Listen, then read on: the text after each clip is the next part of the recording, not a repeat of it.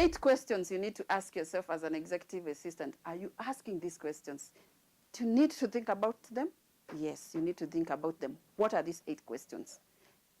First question you need to ask yourself, what is unique about your role? Do you understand what is unique? If you don't understand, then you don't know why you are in that role. Or you don't know why you are working and doing that work. You need to understand what is unique about that role. Then you'll begin to appreciate the uniqueness of what you do in your organization. Second questions, why do colleagues underestimate your input in organizations? Do you ever understand?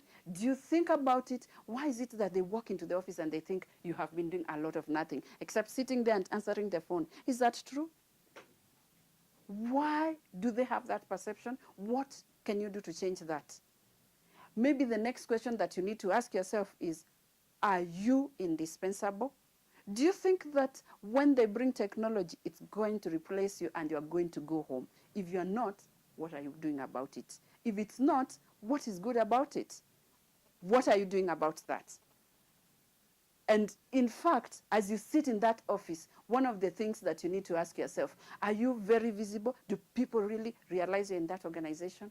Do people know about your role? Do they hear about it? Or are you sitting there and feeling sorry that you are an executive assistant? What is it that you can do so that you stand out more visibly? What skill sets do you need to develop to remain relevant in this changing world? And I say changing world because everything now is about change. It's not about anything that is constant. Everything is changing on a day-to-day basis. Is your life, is your skills, is your everything you are doing in your workplace changing? Are you able to make the change on a day-to-day basis? Are you up to date?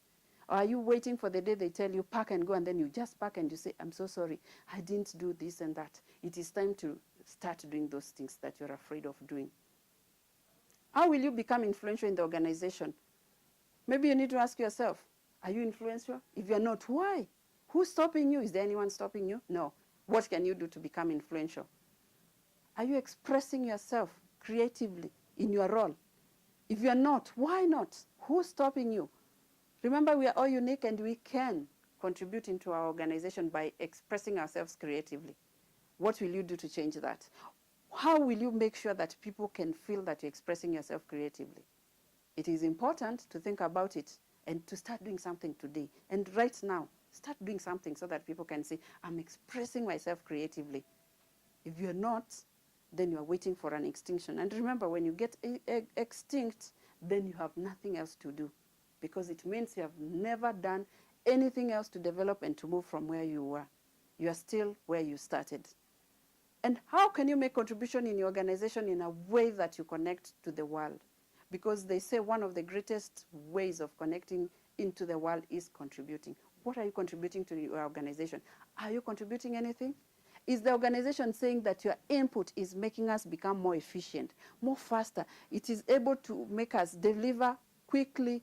It is able to make us have immediate response to our clients? Or are you sitting there and wondering, how is my input relevant to the organization? If you are not aware, start finding ways to make sure that your contribution is noticed.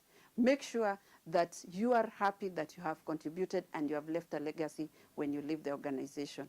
Don't sit there and worry and feel sorry, because at the end of the day, it is what you did that will be remembered. It's not what you didn't do. Go do it now and ask yourself those 8 questions.